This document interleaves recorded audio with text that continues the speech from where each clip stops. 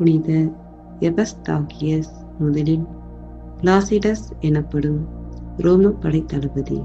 அவர் நேர்மையும் வீரத்திலும் புகழ் பெற்றவர். ஒரு நாள் காட்டில் மான் கொம்புகளுக்கிடையில் பிரகாசித்த சிலுவையை கண்டபோது கிறிஸ்துவின் அழைப்பை ஏற்றார். குடும்பத்துடன் சீராக நம்பிக்கையில் இழைத்து வாழ்ந்தார்.